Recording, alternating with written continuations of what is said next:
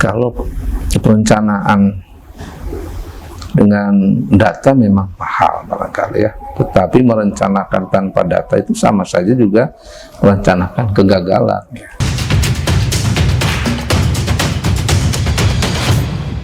Assalamualaikum warahmatullahi wabarakatuh. Waalaikumsalam warahmatullahi wabarakatuh. Alhamdulillah hari ini kita bisa bertemu Pak di kantor BPS Provinsi Aceh. Tepatnya kita sedang berada di ruang agro. Ya, hari ini saya diberikan kesempatan nih Pak untuk berbincang lebih dalam dengan Bapak. Perkenalkan Pak, nama saya Hafiz Pak. Boleh Pak, yang pertama mungkin kita yang santai-santai dulu nih Pak. Udah berapa kali nih Pak ke Aceh sebelumnya? Ini pertama kali ke Aceh. The first time ya. First time Pak? First time ke Aceh. Pengalamannya asik lah. Kalau pengalaman kan pertama, jadi biasanya banyak hal-hal yang menarik ya buat kita.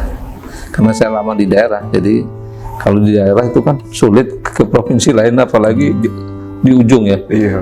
Jadi ini pertama kali pas ke pusat ya, saya berusaha untuk kenal lah sama semua orang yang ada di BPS Indonesia, termasuk di Aceh. Sebelumnya memang Bapak di mana Pak?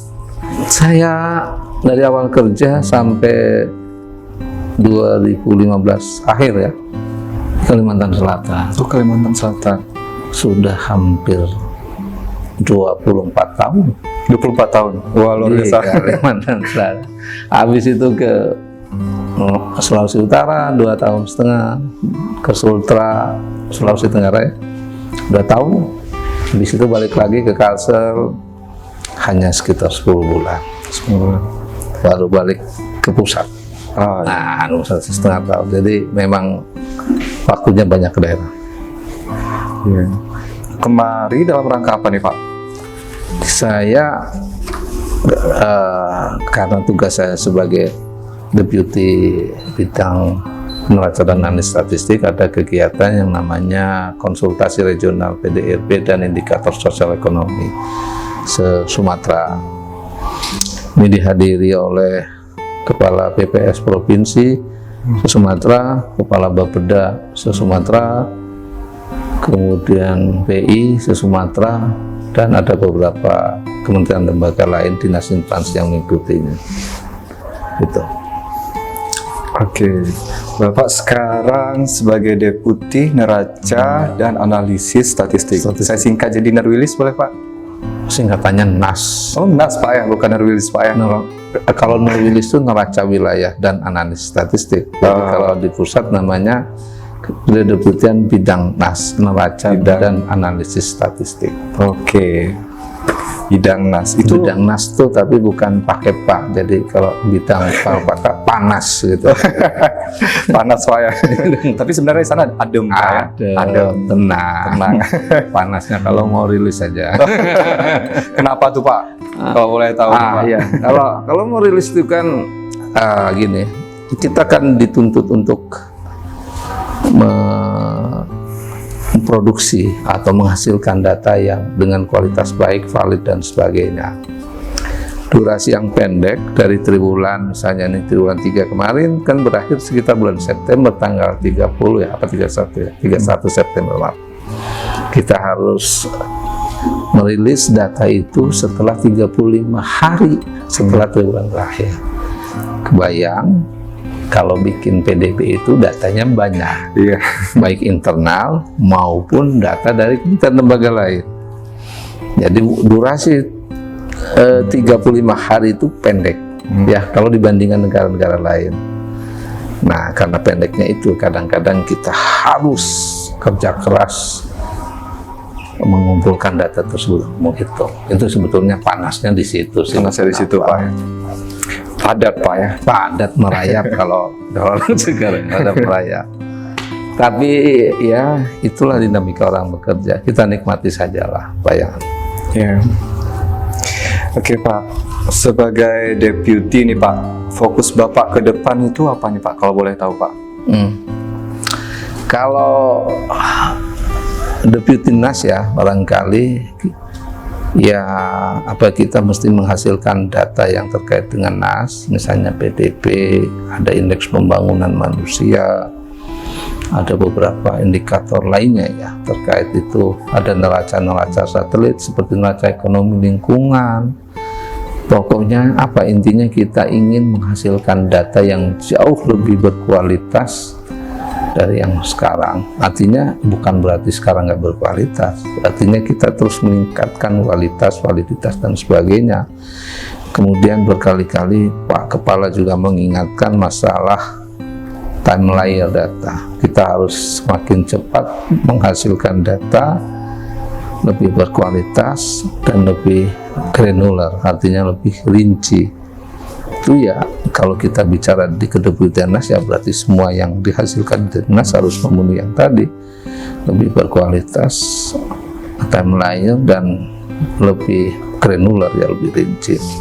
Yang kedua, barangkali kita juga harus memperhatikan apa kebutuhan pemerintah ya terhadap data statistik. Bagaimanapun juga BPS itu sudah selayaknya meningkatkan kapasitasnya supaya bisa menjadi decision support bagi pemerintah. Artinya kebijakan apapun yang pemerintah akan buat, harusnya kita bisa menjadi landasan kebijakan itu didasarkan pada data-data yang dihasilkan oleh kita dengan kualitas yang baik, dengan ketepatan waktu yang lebih baik, sehingga kebijakan pemerintah akan jauh lebih baik.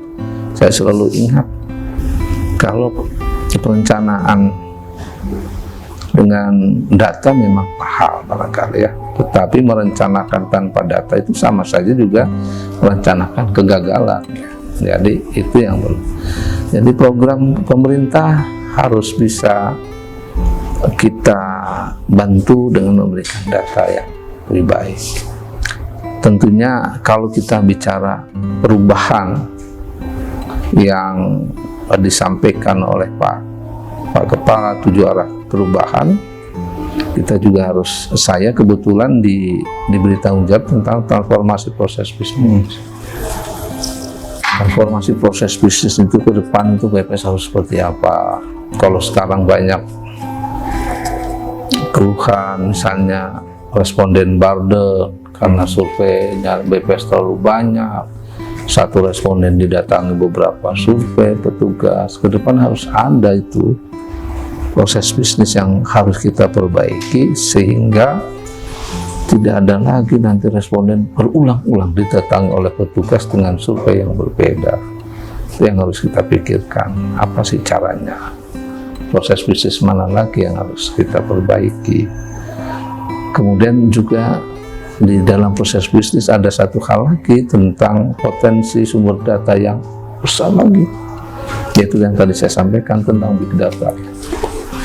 Itu potensinya luar biasa, dan itu kalau tidak segera kita manfaatkan, ya baik sebagai data official maupun data komplemen pelengkap atau data pelengkap dari data yang ada, ya kita nanti akan ketinggalan. Era digitalisasi akan semakin banyak, akan semakin besar, akan semakin masif. Kalau kita lambat mengantisipasinya, ya kita akan ketinggalan pasti. Nah, itu yang barangkali kalau saya ditanya pandangan ke depan, ya akan seperti itu BPS. Harus lebih adaptif terhadap perubahan yang di luar, baik perubahan dari ekosistem data maupun perubahan dari kebutuhan dari para pengguna data BPS. Oke, tadi kita udah menyinggung sedikit tentang pandangan Bapak ke depan nih Pak. Saya juga penasaran nih Pak, karena saya kan orang baru ya Pak ya di BPS ya Pak. Ya. Bagaimana sih Pak BPS dulu dan sekarang menurut Bapak? Perbedaannya itu apa Pak? Sedikit bercerita mungkin boleh Pak, tentang apapun boleh Pak. Boleh. Proses bisnis boleh, mau tentang kantor kami dulu gini juga boleh, apapun itu Pak. Ini ceritanya BPS masa lalu dan BPS sekarang ya. Iya Pak.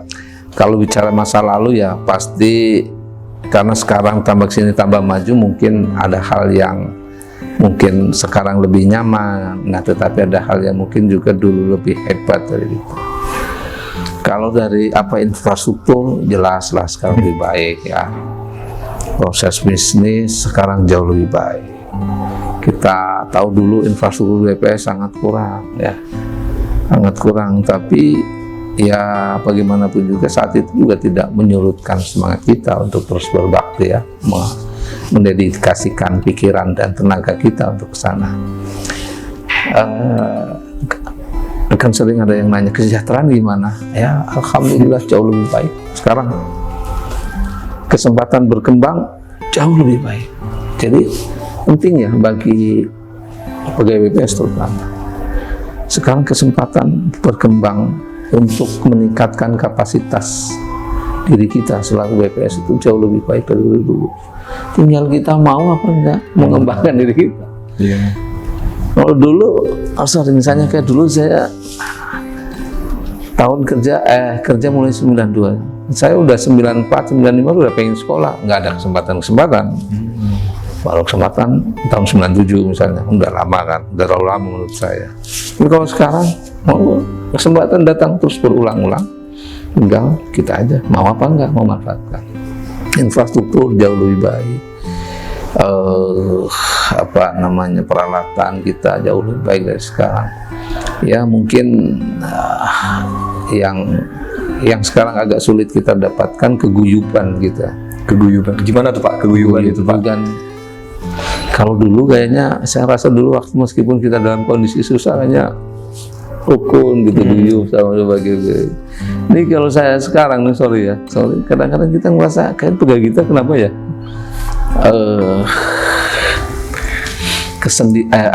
egois atau apa namanya, lebih sendiri gitu. Kayaknya kurang lah keguyuban gitu. Sama barangkali kalau masalah pegawai ini ya, kecerdasan semuanya jauh lebih hebat kalau sekarang. Anak-anak sekarang pintar-pintar, cuman tinggal masalah kreativitas dan tanggung jawab terutama harus lebih besar lagi lah. Ini kan kritik buat kita semua. Bagaimanapun kalau kritik buat diri sendiri, buat kita semua, tidak ada niat apa-apa. Satu aja niatnya bahwa ini untuk kebaikan kita bersama. BPS ada di tangan para generasi muda. Dari BPS, kami yang sudah tua-tua nih, ya nanti ada masanya harus menyerahkan tongkat kepemimpinan kepada muda. Untuk menyiapkan itu harus dari sekarang ya, mulai gitu Mas. Oke. Tadi Bapak berbicara sedikit tentang kesempatan Pak dan belajar ya Pak ya, satu lagi Pak ya. Belajar. Ya. Nah, saya pengen tahu nih Pak, seorang deputi itu kan sibuk luar biasa nih Pak. Siap. Kira-kira gimana cara Bapak meluangkan waktu untuk terus belajar nih Pak, menimba ilmu? Kan sebenarnya kalau kita pikir-pikir menimba ilmu itu nggak harus di bangku formal ya Pak ya. Betul. Bisa di tempat-tempat lain, bahkan kita duduk lihat padi aja bisa kita dapatkan gitu Pak, hikmahnya gitu Pak ya. Kalau Bapak sendiri gimana nih Pak? Kami pengen tahu sudut pandang Bapak supaya kami bisa melihat sisi itu juga Pak. Oke. Jadi memang kalau dilihat dari waktu memang banyak ya pekerjaan kita, kadang-kadang kita nggak sempat. Nah justru saat bekerja itulah kita juga harusnya sambil belajar.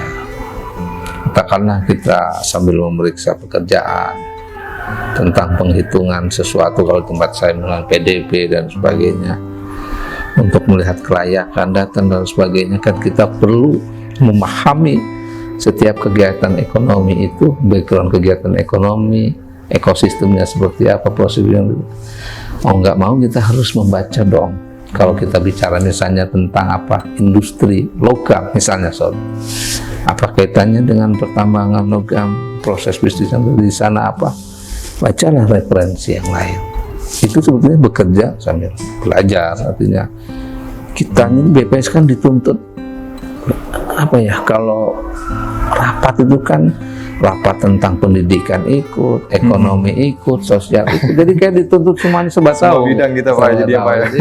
Oleh karena itu, saat itulah ketika kita sambil bekerja, ini kayaknya saya nggak paham nih, saya buka dong referensi. Sekarang pengetahuan ada di mana-mana, tidak terbatas oleh tempat, tidak terbatas oleh sarana, tidak terbatas oleh waktu, tinggal kita mau atau enggak.